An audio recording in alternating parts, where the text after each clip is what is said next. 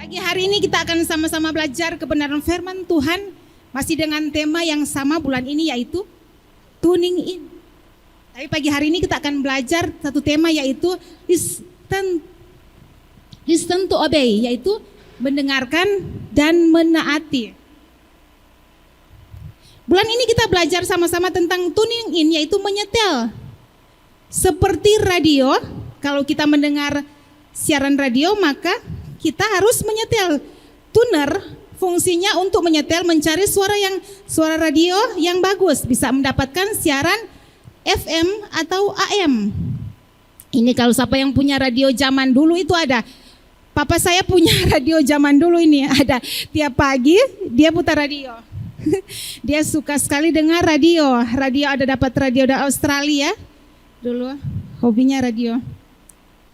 Pagi hari ini kita belajar sama-sama firman Tuhan. Jadi kita bukan hanya mendengar, tapi kita juga harus menaati, melakukan apa yang Tuhan mau bicara pada pagi hari ini. Amin. Iman timbul dari pendengaran. Pendengaran akan apa? Firman Kristus. Jadi apa yang kita dengar? Yaitu kebenaran firman Tuhan yang kita baca setiap pagi. Yaitu bisa lagu-lagu yang kita dengar setiap pagi. Karena di lagu-lagu juga, karena lagu-lagu diambil juga dari Alkitab. Lagu-lagu juga itu berisi tentang kebesaran Tuhan, kemahakuasaan Tuhan. Jadi iman timbul dari pendengaran, pendengaran akan firman Tuhan. Jadi kita harus filter telinga kita ya, karena setiap hari kita akan diperhadapkan dengan banyak suara. Kita harus benar-benar filter supaya yang kita dengar benar-benar kebenaran. Karena banyak di berita hal-hal yang buruk. Saya dulu sebelum bertobat, masih SMP, saya sudah baca buku Gatra. Isinya semua kriminal, pemerkosaan, perjudian, pembunuhan. Saya dulu hobi membaca sejak masih SD, saya sudah hobi membaca. Jadi majalah Gatra, saya hobi baca dulu majalah kriminal. Tapi setelah bertobat sudah, pastor bilang, jangan bawa uni sinetron ya. Sejak menikah kita sebenarnya dulu hobi bawa uni sinetron, namanya Nona-nona kan suka-suka bawa sinetron. Setelah menikah, saya dilarang keras menonton yang namanya sinetron. Siapa yang hobi drakor sini? Bukan menyinggung ya. Lanjut ya. Pagi hari ini kita akan sama-sama belajar firman Tuhan. Tetapi Tuhan bilang pagi hari ini, kalau torang dengarkan suara Tuhan, jangan torang keraskan hatinya torang. Yo, katakan kiri kanan. Kalau dengar suara Tuhan pagi hari ini, jangan keraskan hati. Tetapi saya percaya, semua kita yang di sini hatinya sudah diperbaharui, hatinya sudah lembut. Amin. Kita semua adalah orang-orang yang sudah diubahkan Tuhan. Amin. Jangan lagi kita seperti bangsa Israel. Yang dulunya bangsa Israel kita tahu, mereka adalah bangsa yang suka bersungut-sungut. Waktu di Masa dan Meribah, mereka ini kehausan. Dan mereka bertengkar dengan Musa. Karena kehausan, mereka bersungut-sungut. Jadi Tuhan mau minta kepada kita semua pagi hari ini, kalau kita dengarkan suara Tuhan, jangan kita keraskan hati kita. Tapi kita mau mendengar dan menaati. Listen to obey. Amin. Kalau kita masih keras, kita akan Tuhan bawa berputar-putar di masalah yang sama sampai orang lulus. Ternyata kalau belum lulus akan tak putar-putar terus di masalah yang sama sampai orang lulus. Jadi orang nak mau lagi berputar-putar. Katakan kiri kanan, nak mau berputar-putar capek dia.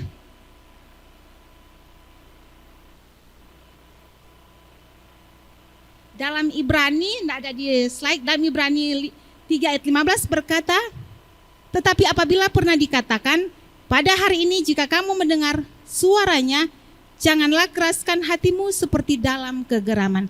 Haleluya. Jadi kita akan masuk di dalam poin yang pertama, ketaatan membutuhkan keberanian. Ketaatan membutuhkan keberanian. Mari kita bangkit berdiri dan kita akan membaca firman Tuhan bersama-sama di dalam 1 Samuel 3 ayat 15 sampai 17. Firman Tuhan, Samuel tidur sampai pagi. Kemudian dibukanya pintu rumah Tuhan. Samuel segan memberitahukan peringatan itu kepada Eli. Tetapi Eli memanggil Samuel, katanya, "Samuel anakku." Jawab Samuel, "Ya Bapa." Kata Eli, "Apakah yang disampaikannya kepadamu? Janganlah kau sembunyikan kepadaku. Kiranya beginilah Allah menghukum engkau, bahkan lebih lagi daripada itu, jika engkau menyembunyikan sepatah kata pun kepadaku dari apa yang akan disampaikannya kepadamu itu." Amin. Silakan duduk jemaat yang dikasihi Tuhan. Jadi Samuel mendengar untuk menaati. Mendengar dan menaati adalah dua hal yang tidak dapat dipisahkan dari pertumbuhan iman kita sebagai orang Kristen. Samuel mendengar hal yang sulit dari Tuhan karena Eli adalah ayahnya, otoritas rohaninya. Tetapi dia mau taat, mau sampaikan apa yang Tuhan beritakan kepada dia. Kasus ini kita sudah tahu semuanya, bagaimana Eli seorang kepala keluarga. Dia tahu hukum-hukum Tuhan, tetapi dia nggak mau marah anak-anaknya yang sudah berbuat jahat, yang sudah berbuat dosa, dia nggak mau tegur. Sebagai kepala rumah tangga, sebagai imam, kita harus berikan teladan yang baik buat anak-anak. Kita harus menegur anak-anak kita kalau anak-anak kita sudah menyimpang dari kebenaran firman Tuhan. Amin. Katakan bapak-bapak imam-imam yang luar biasa ini. Haleluya. Jadi bila kita ingin dipakai Tuhan, kita harus berani menyampaikan kebenaran dengan kasih. Kita harus menaati apa yang Tuhan mau untuk dilakukan. Karena firman Tuhan dikatakan di dalam Amsal 27 ayat 5 berkata, lebih baik teguran yang nyata-nyata daripada kasih yang tersembunyi. Kalau kita sudah melihat teman kita, teman pelayanan kita, saudara kita, keluarga kita yang mungkin hidupnya sudah menyimpang, hidup sudah jauh daripada Tuhan. Tapi kalau Tuhan mau pakai kita untuk menegur orang itu, kita harus pergi menegur orang itu dengan kasih. Kita harus pergi bisa empat mata ya, jangan menegur di depan orang, enggak baik. Jangan kita bilang, oh dia kok begini, Carlota dia, oh enggak boleh. Enggak boleh, kalau dulu itu boleh, tapi enggak boleh sekarang sudah bertobat, wah haleluya. Jangan ya, jangan Carlote di belakangnya, enggak boleh. Lebih baik teguran yang nyata-nyata daripada kasih yang tersembunyi. Artinya kita harus menegur dengan kasih. Kalau keluarga kita sudah hidup jauh, down, atau dia mulai lomek, teman pelayanan kita mulai rohaninya sudah mulai turun, down lagi. Kan kadang up, kadang down. Kita harus menegur dia. I care leader. Kalau lihat care group anggotanya sudah mulai lomek, mulai lemah, tegur dia atau bisa kunjungi visitasi orang tersebut supaya bangkit lagi. Amin. Semangat para care group leader yang ada ya. Haleluya. Karena dalam Efesus 4 ayat 15 berkata, tetapi dengan teguh berpegang kepada kebenaran, di dalam kasih kita bertumbuh di dalam segala hal ke arah Dia, Kristus yang adanya kepala. Amin. Jadi kita bertumbuh dalam kasih Kristus. Apapun yang kita lakukan semuanya berdasarkan kasih, bukan karena kebencian. Amin. Kata taat, bolak-balik tetap taat. Baca dari kiri taat, baca dari kanan taat. Kenapa ya?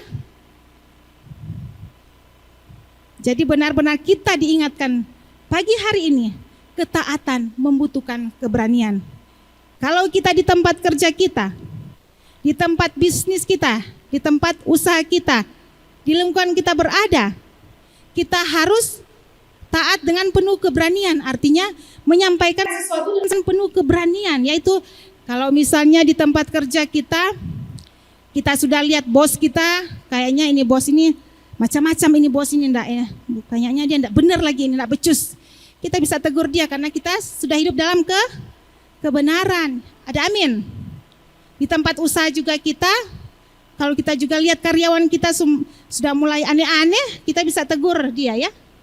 Sebagai orang-orang yang punya pengusaha, kalau misalnya tuh karyawan sedikit, malas-malas dia datang, dia Senin Kamis, malas, mesti ditegur pada dia ya.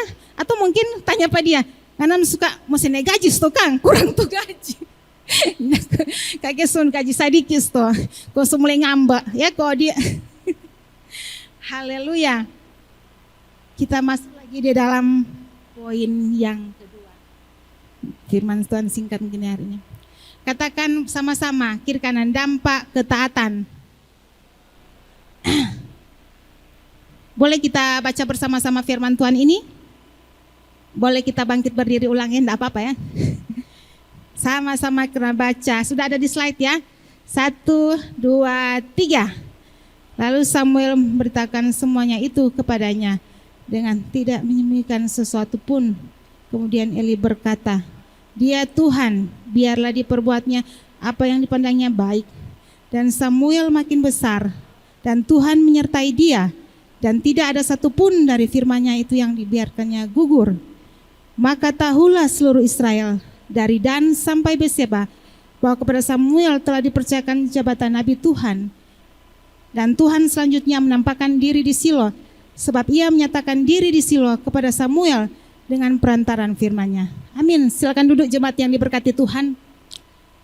Ketaatan membawa pertumbuhan.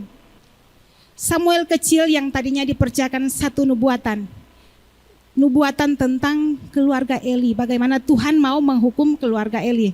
Dia taat, dia mau menyampaikannya. Dan kemudian Tuhan mempercayakan dia nubuatan demi nubuatan.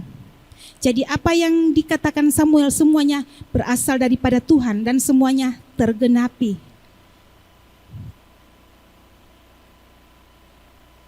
Karena firman Tuhan berkata, dan Samuel makin besar dan Tuhan menyertai dia, dan tidak ada satupun dari firman-Nya itu yang dibiarkannya gugur. Jadi Samuel ini bertumbuh dalam hikmat, pengetahuan, dan reputasi di hadapan manusia karena ia telah taat kepada Tuhan. Jadi kalau kita dipercayakan sesuatu hal yang kecil ya di gereja, di pelayanan ya mungkin, kita harus setia ya. Maka Tuhan akan mempercayakan kita hal-hal yang luar biasa. Katakan amin. Kesetiaan kepada Tuhan membuat Samuel menjadi seorang nabi, menjadi seorang pemimpin, menjadi seorang hakim yang sangat dihormati di Israel. Itu karena dimulai dari ketaatannya bangun tengah malam. Dia mau setia dalam perkara-perkara yang kecil. Saya mau bersaksi sedikit bagaimana saya dulu bekerja sebagai asisten rumah tangga. Dan saya tidak tahu ini semua adalah bagian dari rencana Tuhan dalam kehidupan saya. Dan biasanya kami di sana, kami tiap hari Minggu dapat liburan. Dan hari libur itu saya gunakan untuk pergi ke gereja. Jadi saya bersyukur saya kenal gereja ini waktu saya ada di Hong Kong. Pertama kali saya masuk gereja ini karena gembalanya juga orang Manado. Saya bersyukur kepada Tuhan. Jadi hari Minggu saya ke gereja dan saya biasanya di sana saya membantu di dapur pastori. Kerjaan saya masak, cuci piring, ngepel lantai, bahkan saya cuci kamar mandi.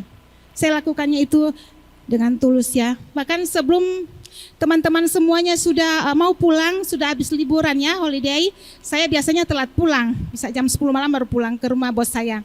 Jadi saya harus merapikan tuh tempat kami beribadah. Baru saya atur kursi, kemudian saya mengepel lantai. Jadi saya bersih semuanya, berantakan karena teman-teman mau cepat pulang. Ada yang pulang jam 6, jam 7, jadi terakhir saya. Jadi ibu bilang, Tin boleh kamu bantu bersihin ini? Siap, jadi saya kerja. Jadi saya melakukan dengan kasih. Bagaimana Tuhan membentuk saya, kemudian saya dipercayakan untuk menjadi usher. Saya menjadi penerima tamu, melayani sebagai usher, kemudian naik lagi saya dipercayakan lagi gabung dengan tim pendoa syafaat di IFCF Hong Kong. Jadi saya bertumbuh di gereja ini. Jadi saya bersyukur, kemudian saya akhirnya saya memutuskan untuk sekolah Alkitab. Jadi saya pelajari ternyata hal-hal kecil yang Tuhan percayakan bagi saya untuk saya kerjakan, saya harus kerjakan. Saya dibentuk untuk menjadi hati seorang hamba. Bagaimana saya sebagai asisten rumah tangga, apa bos saya katakan saya harus siap, oke, yes. Nggak ada kata kalau bos walaupun mungkin saya sementara setrika baju, tapi bos bilang, Martin Cece, jemput dulu, Cip Mui Mui ya, jadi harus jemput anak. Saya tinggalkan setrika saya dan saya harus pergi menjemput anak. Jadi tidak ada kata saya bilang no, tapi selalu di hadapan bos saya bilang yes. Siap, walaupun lengkali sakit perut, siap. Jadi ternyata Tuhan bentuk saya dari ini ya, dari hal-hal kecil. Jadi kita harus dulu setia dalam perkara-perkara kecil. Jangan torang menginginkan hal-hal besar. Torang belum setia dalam perkara-perkara kecil. Katakan kiri kanan, mesti setia dalam perkara-perkara kecil. Supaya Tuhan akan mempercayakan hal-hal besar. Jangan ingin dulu hal yang besar. Jangan melihat hamba Tuhan sana lebih hebat dipakai Tuhan. Kita tidak tahu pergumulan hamba Tuhan tersebut. Saya tidak pernah merasa iri akan pemakaian Tuhan kepada hamba Tuhan yang lain. Karena setiap hamba Tuhan punya porsi masing-masing. Kita tidak tahu apa yang terjadi dengan Pastor Marta dan Pastor Abraham waktu dulu ya. Kita hanya melihat sekarang mereka dipakai Tuhan dahsyat, luar biasa. Jemaatnya banyak.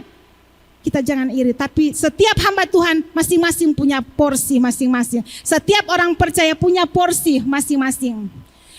Amin.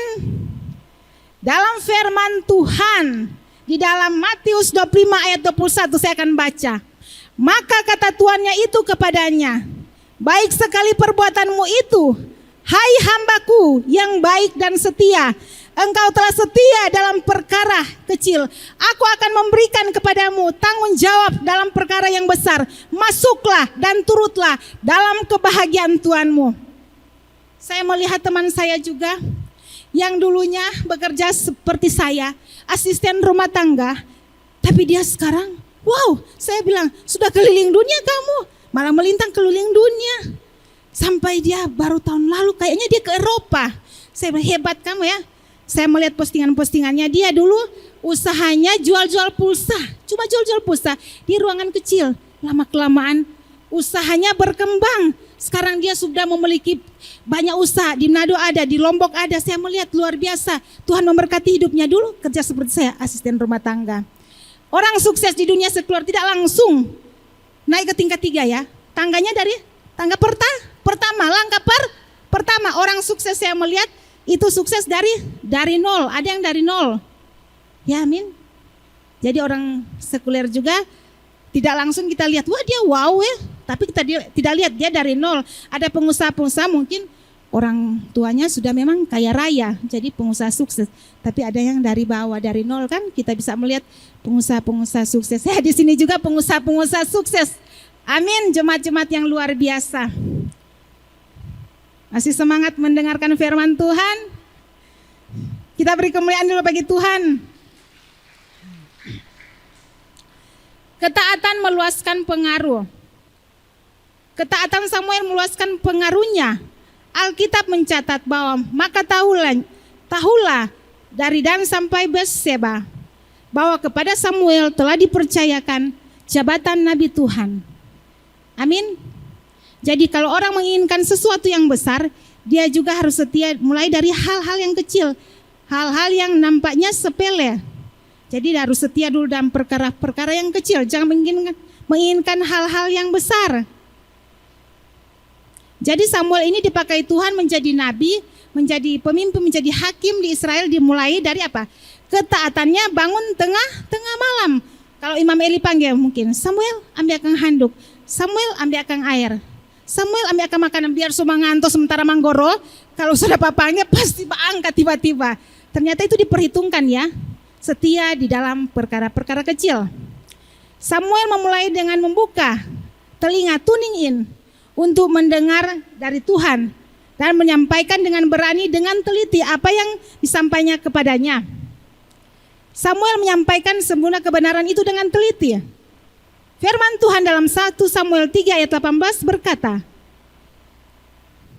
lalu Samuel memberitakan semuanya itu kepadanya dengan tidak menyembunyikan sesuatu pun. Kemudian Eli berkata, dia Tuhan, biarlah diperbuatnya apa yang dipandangnya baik. Amin, kita harus sampaikan dengan berani, dengan teliti. Apa yang didengar Samuel dari Tuhan semuanya dia sampaikan kepada Eli. Dia tidak peduli perasaan Eli. Dia mau mendengar dan mau menyampaikan dengan teliti karena dia mau apa? Menaati Tuhan. Amin.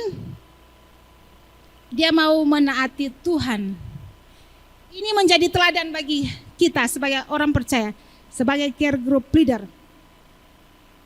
Kami sebagai pembicara, sebagai pengkhotbah, jadi kalau kita ini mau berkhotbah, tidak asal comot. Mungkin lagi sakit hati mungkin ini ya. Saya mau berkhotbah pas pastor kasih jadwal. Kita mau tembak tuh orang-orang yang benci kita. Bukan begitu. Jadi firman Tuhan ini betul-betul orang sudah persiapkan dengan matang. Nggak asal comot sebagai pengkhotbah, sebagai care group leader. Nggak care group leader ada masalah dengan dia, dah semua tada di khotbah di care group ini. Supaya bukan mau tembak dor. Bukan begitu.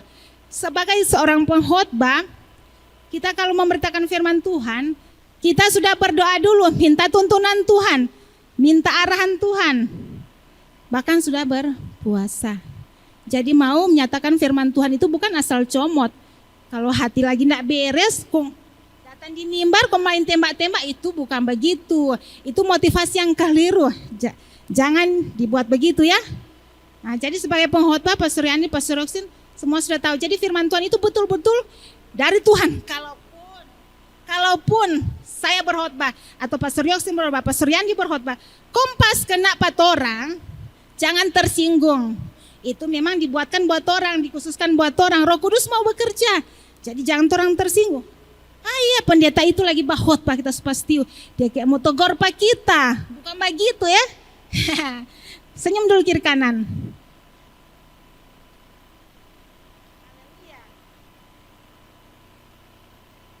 Jadi hamba Tuhan itu betul-betul murni ya. Jangan penyampaian firman Tuhan motivasinya keliru, itu enggak becus, enggak boleh.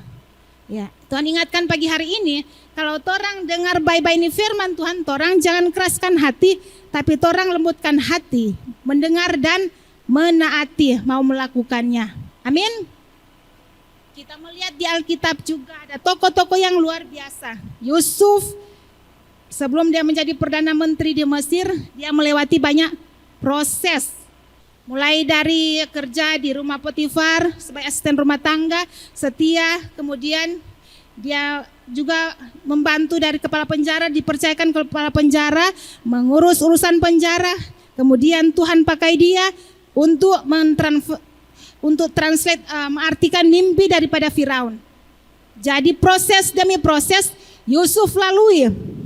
Kalau kita lihat seorang hamba Tuhan yang dipakai Tuhan luar biasa, dia sudah mengalami proses demi proses yang panjang. Seorang hamba Tuhan juga, seorang worship leader, semuanya mereka sudah mengalami proses.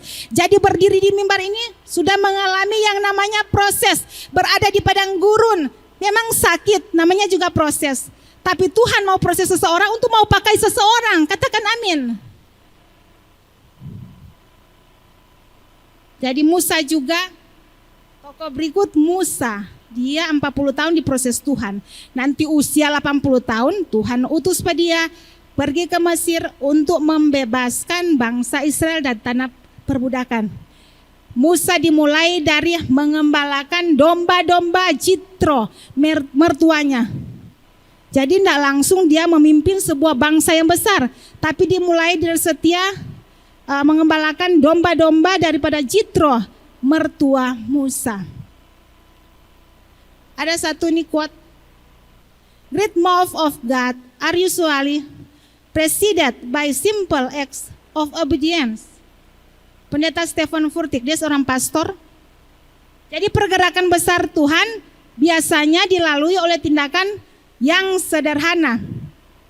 Orang berpikir bahwa otoritas atau pengaruh yang besar itu dimulai dari punya otoritas atau jabatan tertentu. Itu tidak datang sendirinya. Jabatan tertentu itu tidak datang sendirinya, tapi dimulai dari ketaatan kepada hal-hal yang mungkin sepele. Amin. Kita bisa lihat Samuel kan, dia tidak langsung jadi nabi, tidak langsung jadi hakim, tapi dia taat dulu pada hal-hal kecil. Katakan taat pada hal-hal kecil. Saya izin dulu mau minum.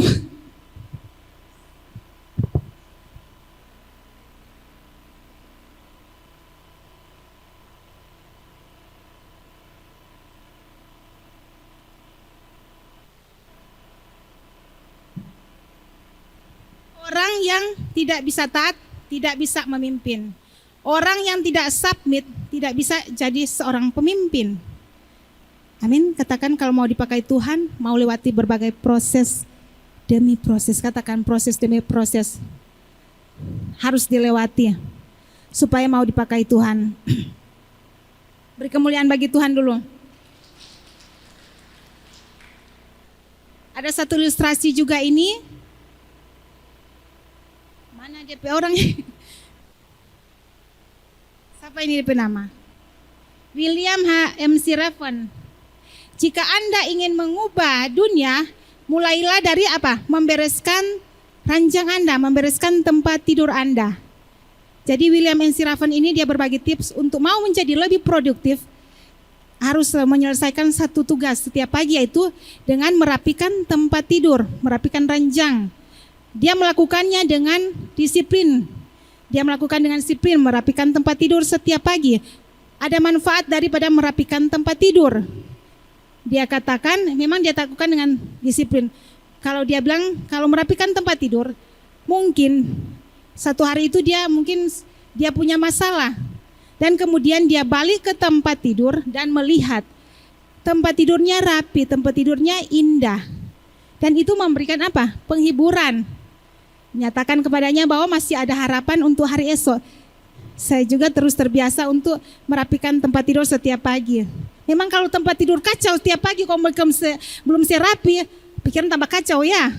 Ketika orang melihat kalau tempat tidur rapi, mungkin kalau Paula belum tahu jasa lipas selimut, saya dan pastor aku ganti. Jadi kalau ingin mengubah dunia, mulai dari apa? Membereskan ranjang Anda. Make your bed. Maybe little things can change your life. Maybe your world. Jadi untuk mengubah dunia, mulai dari melakukan tugas kecil, yaitu merapikan tempat tidur.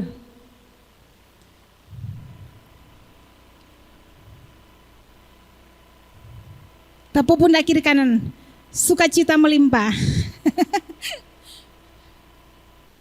Haleluya. Masuk dalam poin yang terakhir. Kurang lama kok ya. Yang terakhir katakan kiri kanan. Taat seperti Kristus. Ada firman Tuhan. Kita akan baca bersama-sama di dalam Filipi 2 ayat 5 sampai 8. 1, 2, 3.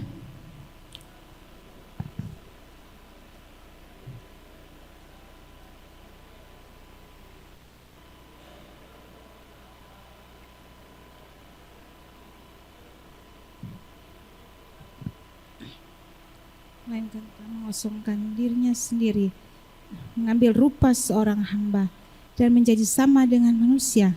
Dan dalam keadaannya sebagai manusia, ia telah merendahkan dirinya dan taat sampai mati, bahkan sampai mati di kayu salib. Amin. Kehidupan iman Kristen adalah tentang ketaatan. Kristus adalah teladan ketaatan.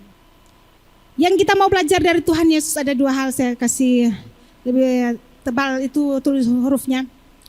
Yang pertama, Yesus mau mengosongkan diri.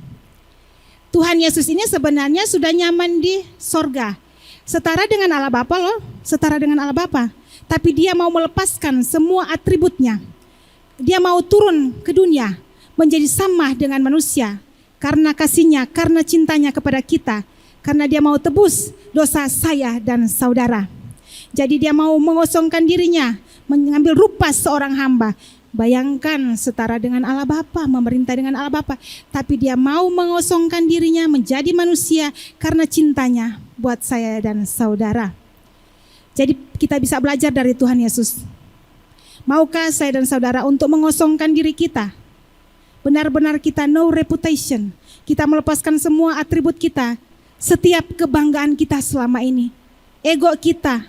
Setiap kesombongan kita untuk mau dipakai Tuhan, kita harus lepas semuanya itu. Kita mengikuti teladan Yesus Kristus yang mau mengosongkan diri, menyerahkan hak kita, menyerahkan semuanya untuk mau mengenal Tuhan, untuk mau dipakai Tuhan. Jadi benar-benar kita mengikuti teladan Tuhan Yesus, mau mengosongkan diri benar-benar. Ini tidak gampang untuk mengosongkan diri, untuk melepaskan setiap ego kita, setiap kedagingan kita, setiap kesombongan kita. Mungkin hidup kita dulunya kasar, mudah marah, emosi. Tuhan mau untuk kita melepaskan itu. Tuhan mau untuk kita mau memberikan semua hak kita kepada Tuhan.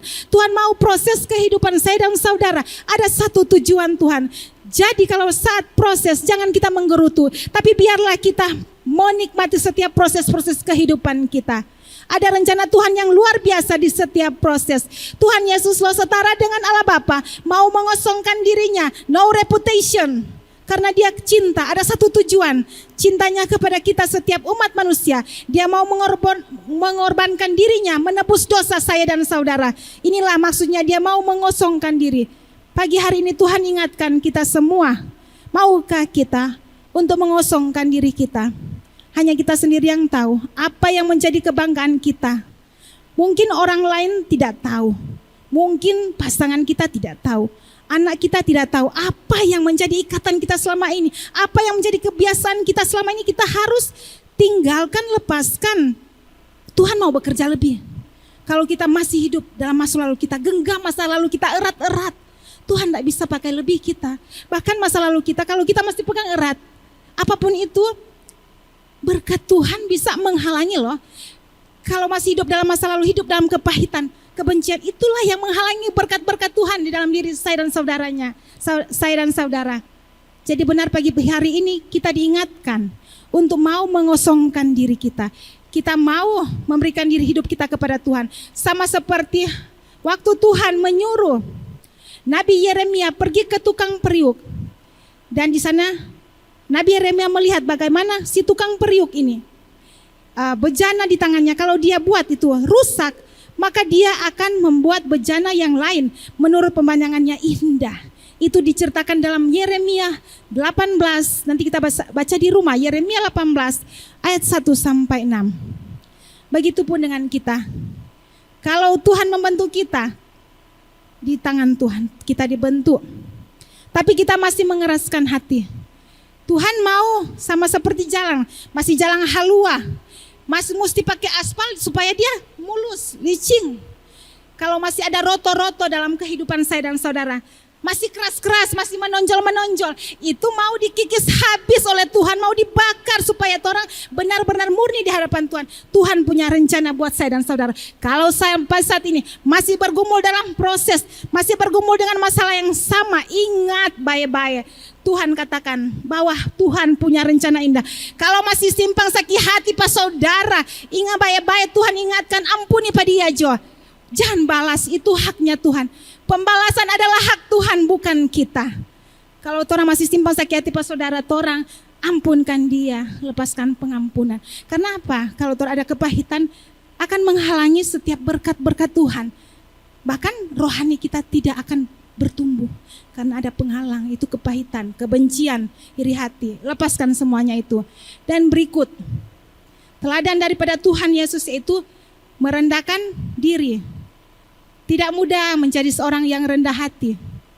Harus melewati banyak proses demi proses. Menjadi orang rendah hati bukan orang rendah diri ya.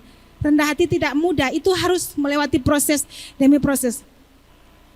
Saya juga dengan suami saya, bagaimana kami baru menikah. Terus saya alami bagaimana kita masih sekolah kelakuan, masih berproses. Rasa-rasa kita bilang begini waktu dulu. Aduh, enggak salah kawin kita ini ya. Ya baik kita masih melancong, maksudnya ada, tapi tidak boleh ya, ada penyesalan. Saya bilang, ini tuh Tuhan enggak kasih apa kita model begini. Lengkali bilang, cuma berdoa. Proses demi proses, waktu pernikahan awal kita, hampir-hampir bisa loh saudara. Saya bilang, tapi saya bilang, ada orang tua rohani saya bilang, hey, kamu itu Tina, kalau sudah menikah suamimu hamba Tuhan, kamu bukan menikah hanya dengan orangnya, tapi dengan apa? Statusnya juga, pekerjaannya juga. Jadi harus hamba Tuhan juga.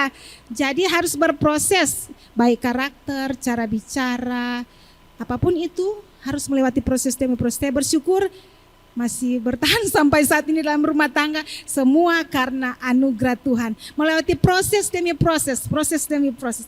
Tapi kalau tidak melewati proses, tidak akan kuat.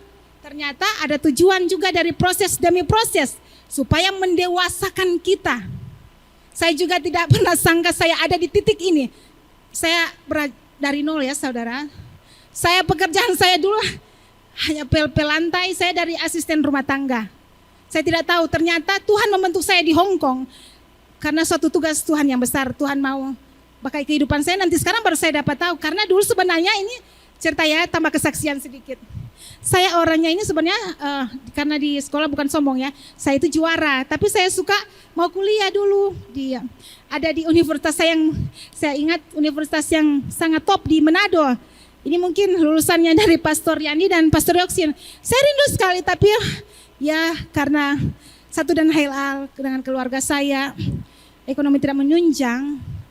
Saya menyesal. Akhirnya Tuhan bawa saya pergi ke luar negeri dan bekerja di sana. Ternyata di sana Tuhan memproses hidup saya. Dan baru saya tahu berarti, oh ternyata ini saya nggak bisa kuliah karena ini. Kakak saya itu sarjana perikanan. Saya sarjana teologi, puji Tuhan. Saya bisa ada di titik ini semua karena Tuhan ya. Kita ada di titik ini karena Tuhan. Sudah melewati proses demi proses. Sakit memang prosesnya. Kalau sebagai asisten rumah tangga, jadi kita so puas, orang suruh-suruh, orang perintah-perintah, sementara tidur enak. Misalnya acara tahun baru Cina, Chinese New Year, saya bisa melayani 15 orang makan, saya sendiri cuci mangkok semuanya, melayani tamu-tamu. Tapi saya sudah terbiasa, pernah saya itu bisa mandi malam, jam 2 malam, musim dingin, tapi saya harus lalui ini dengan air mata saya lalui. Saya bersyukur saya ada di titik semua karena Tuhan. Jadi kita tidak pernah menyesal kalau kita masih diproses sampai saat ini. Tetap menyerah kepada Tuhan, menyerahkan diri di hadapan Tuhan. Jadi kita belajar dari teladan Kristus, yaitu mengosongkan diri dan merendahkan diri dan taat sampai mati. Karena peninggian itu datang dari Tuhan. Peninggian datang dari Tuhan, promosi datang daripada Tuhan. Amin. Tapi satu Tuhan ingatkan kita setia dulu dalam perkara-perkara kecil. Jangan menginginkan hal-hal yang besar, berkat-berkat yang besar, tapi kita harus dulu setia di dalam perkara-perkara yang kecil. Jadi kehidupan iman Kristen adalah tentang ketaatan. Kristus adalah teladan ketaatan. Di dalam Yohanes 14 ayat 15 berkata, jika kamu mengasihi aku, kamu akan menuruti segala perintahku. Jadi kalau orang mengasihi Tuhan, orang harus menuruti, mendengar suara Tuhan dan menaati. Jadi pagi hari ini orang sudah belajar sama-sama, listen to obey, mendengar, bukan hanya mendengar tapi menaatinya. Jadi jangan keraskan hati kita. Kalau ada satu hal yang Tuhan bicara pada pagi hari ini, mari kita lembutkan hati kita. Kita berdoa di hadapan Tuhan di kamar, kalau kita pulang ini dan ada hal yang Tuhan bicara, pasti ada satu kata daripada Tuhan akan mengubah kehidupan setiap yang hadir. Satu kata daripada Tuhan akan memberkati setiap yang hadir. Saya percaya ada satu yang sudah Tuhan berikan kepada kita pagi hari ini. Jadi diingatkan pagi hari ini, jika kita mendengarkan suara Tuhan, jangan keraskan hati kita. Seperti pada masa di Meribah, Mara dan Meribah, bangsa Israel bersungut-sungut kepada Tuhan. Jadi pagi hari ini kita renungkan apa yang menjadi firman Tuhan yang disampaikan kepada kita pada pagi hari ini. Jadi, listen to obey, mendengar dan menaati. Ketaatan membutuhkan keberanian. Belajar dari Samuel kecil yang taat, mau mendengarkan dan mau menyampaikan dengan penuh keberanian kepada Eli. Tidak peduli apa perasaan dari Imam Eli. Jadi Samuel dipakai Tuhan, bukan langsung menjadi nabi, bukan langsung dia menjadi pemimpin besar, menjadi hakim yang sangat dihormati di bangsa Israel. Tapi dimulai dari ketaatannya, kesetiaannya bangun tengah malam ketika ia dipanggil oleh Imam Eli. Dan yang kedua, dampak ketaatan karena kesetiaan Samuel kepada Tuhan, itu menuntunnya menjadi seorang nabi, pemimpin dan hakim yang dihormati. Jadi Tuhan mau kita setia di dalam perkara-perkara kecil. Apapun yang Tuhan percayakan buat kita saat-saat ini, mungkin kita sebagai aser atau apapun itu, mungkin masih usaha kecil yang Tuhan percayakan, setia dulu. Tuhan akan memberikan mungkin usaha yang lebih besar. Kalau sudah kita sudah dipercayakan Tuhan mengerjakan usaha kecil. Ingat, berkat-berkat Tuhan adalah milik Tuhan, usaha adalah milik Tuhan. Kita hanya sebagai pengelola, setia dulu dalam perkara-perkara kecil. Mungkin ada Tuhan ingatkan buat kita. Kenapa usaha saya ini kadang-kadang naik, kadang-kadang turun. Mungkin ada sesuatu yang Tuhan minta dari saudara. Mungkin saudara harus taat kepada Tuhan. Tuhan yang paling tahu apa yang ada dalam hidup saudara saat ini. Jadi kita harus setia. Jadi kalau kita sudah mendengarkan suara Tuhan pagi hari ini, jangan kita keraskan hati kita. Mungkin ada sesuatu yang Tuhan bilang, tolong kasih akan Pak orang ini membutuhkan. Kasih Pak orang ini, kita harus memberikan, mungkin uang kita hanya begini, atau bukan berkat uangnya, tapi perhatian kita. Tuhan bilang, pergi Pak, satu orang ini, dia sekarang kesiang sedang bergumul, dia dalam masalah besar. Tuhan mau kita untuk kunjungi, visitasi orang ini lagi ada masalah. Kalau kita digerakkan Tuhan untuk pergi kepada orang itu, kita harus pergi. Jangan keraskan hati kita, jangan tahan langkah kita. Kalau Tuhan mau bilang berdamai dengan orang itu, tapi berdamai, jangan tahan langkah kita. Lakukanlah apa yang Tuhan minta. Jangan berkeras hati. Pagi hari ini kita sama-sama belajar kebenaran firman Tuhan. Jadi kita harus taat seperti Kristus. Yesus mau mengosongkan diri, taat sampai mati, bahkan sampai mati di kayu salib. Dia yang setara dengan Allah Bapa. Dia mau mengosongkan diri, no reputation, melepaskan kebesarannya, kemahakuasaan, atributnya sebagai anak Allah, untuk dia mau datang ke dunia karena satu misi yang besar, menyelamatkan umat manusia loh. Menyelamatkan umat manusia. Ini adalah teladan yang harus kita lihat daripada Kristus, dan teladannya adalah Tuhan mau merendahkan diri. Kita juga harus mengikuti teladan Kristus untuk mau rendah hati ya. Memang tidak mudah, harus melewati proses demi proses, dan taat kita harus melakukan taat dengan kasih. Jangan karena terpaksa. Kalau misalnya pemimpin bilang begini, kita mau ikut cepat dia begini. Padahal dalam hati, pasti di belakang lengkali orang semua ngambak cerita di belakang tentang orang pemimpin ataupun orang atasan. Tapi pasti itu pemimpin begitu, bercerita di belakang. Jadi Tuhan ingatkan kita, kalaupun kita melihat kekurangan dari pemimpin kita, atasan kita jangan beberkan ke orang lain, tapi kita berdoa kepada Tuhan. Biarlah Tuhan mungkin yang akan ubah pemimpin kita atau atasan kita yang mungkin sudah gak becus. Jadi mari kita tundukkan kepala kita, mari kita renungkan firman Tuhan pada pagi hari ini. Kita mendengarkan apa yang menjadi isi hati Tuhan pagi hari ini. Bukan hanya mendengar, tapi kita mau menaati. Benar-benar kita bangkit berdiri semuanya. Sikap doa, kita mau nyanyikan lagu ini. Jadi Tuhan Yesus memberkati kita semua dengan firman Tuhan pada pagi hari ini. Kita mau angkat lagu ini sebagai doa kita di hadapan Tuhan.